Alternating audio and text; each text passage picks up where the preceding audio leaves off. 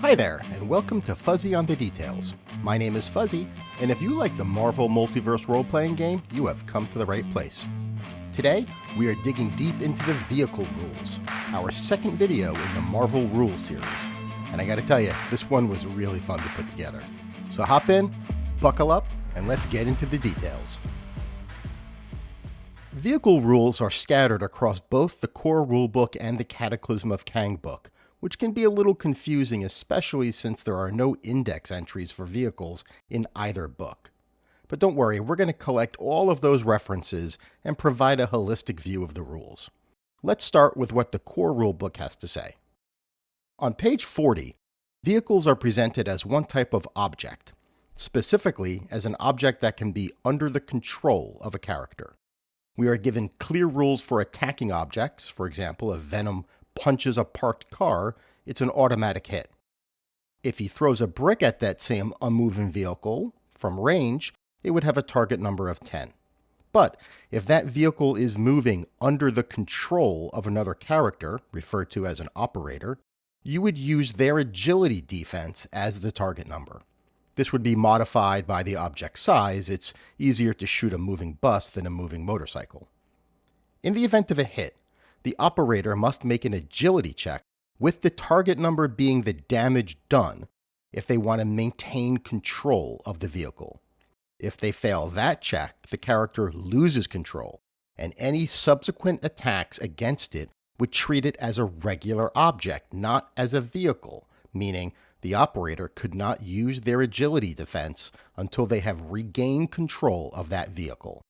It's not stated explicitly, but it's reasonable to assume that the character could regain control of the vehicle on their next turn. Whether it's automatic, a move action, a standard action, that's not defined, and it's up to the narrator to decide. Personally, I would default to a move action. There are also references to vehicles in the piloting trait on page 62, which gives an edge to agility checks when piloting or driving during a movement action. Note, this does not apply to agility checks made to defend against an attack, as described on page 40, because that's not during a movement action. Now, what actions might it apply to? We unfortunately don't have any concrete examples, but we can assume it would be something narrative, like if you're driving around a corner so quickly you have to make a check so you don't wipe out. The phrase piloting or driving suggests that these are two separate actions by which a vehicle can be operated. And finally, given there's no driving trait, I think we can assume that one is not needed to do regular driving, although a driver could benefit from the edge that the piloting trait grants. Now let's take a look at some of the character profiles in the core rulebook and see what else we can learn. Not surprisingly, characters who are canonically Air Force pilots have the piloting trait. This includes heroes like Captain Marvel, Photon, Ben Grimm, and War Machine. NASA pilots have it as well, like Star-Lord. Remember, in the comics, Peter Quill was not abducted by Yondu as a child. He grew up, learned to fly as an adult, and then went to the stars to find his father. As a domestic pilot, Cyclops has the piloting trait. And interestingly, Robbie Reyes has it too. Now, why is that? Well, that's because Robbie Reyes must use possess vehicle to operate the Hellcharger, not his racing skills. If you read possess vehicle, it allows a character to control a vehicle by will, not by driving. So he would not ordinarily be able to operate the Hellcharger without that trait. Now let's take a look at some of the characters that don't have the piloting trait. Characters who operate power armor, like Iron Man or Ironheart, do not have or need piloting, confirming that power armor is not a vehicle. Characters that use personal tech or cybernetics to fly also do not need piloting. This includes characters like MODOK, Wasp, Green Goblin, and Sam Wilson. All of these characters have tech reliance, but not piloting. Remember, in the comics, Sam Wilson was not a pilot, he was a reformed criminal. Also of note, Rocket Raccoon does not have piloting. Perhaps spaceships require a logic check and not agility to pilot? That's just a guess. Hopefully we'll find out in a future supplement. Talking about piloting is a good segue to the references to vehicles in Cataclysm of Kang. We'll keep this spoiler free, don't worry. You can see on the right, we have a couple of references to a skilled pilot or being skilled in piloting. I think we can assume here that what they're referring to is, of course, the piloting trait. This confirms what we knew, that without the piloting trait, characters in this adventure could not fly shield aircraft. Okay, thus far, these rules are really just a framework. We know very little about the characteristics of vehicles.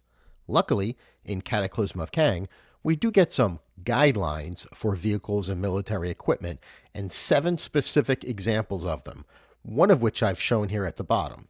Because it's not central to the plot, it won't spoil anything. Vehicles and equipment are positioned as 2 different things, but each has the same 3 columns of stats: speed, powers, and health, all of which you'll find in a character profile as well. To avoid spoilers, we're only going to talk about Nick Fury's aircraft here. First, let's look at these 4 bullet points. The first bullet states that health and powers are granted to the pilot, occupants, users of the vehicle or equipment, as long as it is being piloted or worn. There's a lot to unpack in that bullet. Powers being granted is pretty straightforward, but granting health is not explained, especially since the second and third bullets assume that you're tracking health of the vehicle independently, not simply granting a value and adding it to the character's health pool. So it seems like this is more like sharing current health than anything else. At least that's my interpretation. If you read this any differently, I would love to hear in the comments. So let's see how this would work. Nick Fury has 60 health. He enters his jet, and he's granted an additional 150 health on top of that. If the jet was damaged when he got in, and let's say sitting at 100 health, then that's the value we'd add, not the 150. If the craft was damaged while Nick was an occupant, then the value would be removed from both the vehicle's health, and therefore Fury's granted temporary health.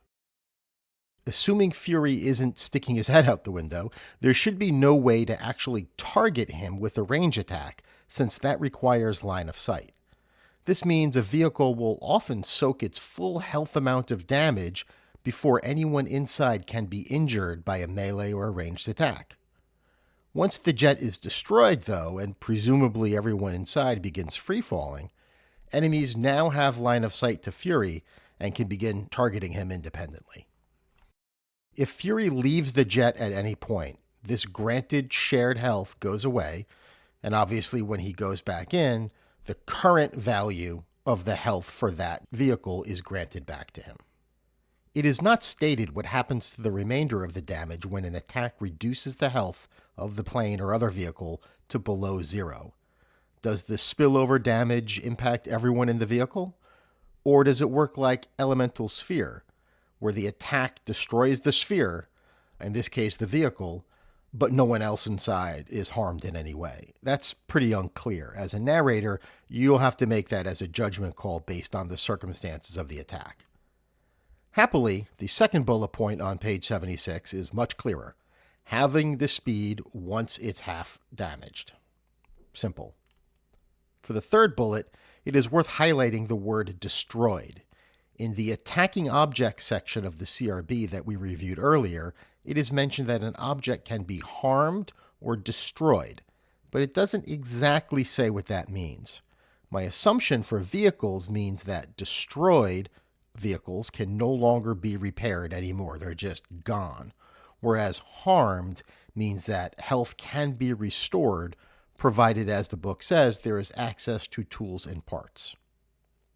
For the last bullet, all actions use base stats of the pilot, occupants, users. I assume that this means if you're firing a weapon like the listed elemental burst, you have to use your own agility to determine that you hit, to which I say, well, obviously, what other stat could you possibly use there, since we haven't been told that vehicles have their own stats or have some sort of AI that would do the firing for you. So maybe that's a hint of things to come, and maybe there'll be exceptions. But again, if you have a different take on what base stats means in this case, I'd love to hear it in the comments. And then finally, just at the bottom there, you'll see that this is one of 7 examples that come from the Cataclysm of Kang book, Nick Fury's VTOL jet. I only wanted to reprint the one, but if you want to see some other examples of vehicles, by all means, check out the book. Okay, let's take a look at the new terms here. We've added the term occupant to the already introduced driver and pilot. I think we can assume that occupants can be inside the vehicle and therefore granted the health and powers listed, but they cannot operate it. Only the pilot or driver could make the agility check to avoid losing control in the event of a hit, for example. Occupants can be considered users in that they can use the powers granted to them, i.e., fire off any of their weapons on board. Equipment is operated by wearing it. If we think of the character profiles we previously reviewed as we consider the concept of wearing equipment, I think we can assume that if a character has tech reliance on their profile, that's not considered separate equipment that would follow these rules. That's just part of their character profile. However, Moon Knight's a good example of a character that could really benefit from equipment. He doesn't have tech reliance, glide, or flight, because while he's known to use tech like the Mooncopter or Angel Wing in the comics, these aren't really an inherent part of his character in the same way that, say, Iron Man's suit is or Spider-Man's web shooters are. Well, that's all the book tells us about vehicles. There is a lot missing. We're given some sample vehicles, but no guidance on how to determine how many occupants might be in there, or any guidance on how to assign a health stat. We're not even explicitly told what the difference is between equipment and vehicle. Still, the framework of the rules is pretty cool, and it's got me thinking of all sorts of homebrewed vehicles. Thanos Copter, here I come.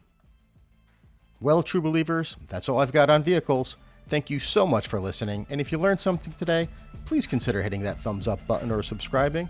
More importantly, if you have a suggestion on future topics that we can cover in this type of detail, please let me know. Have a great day.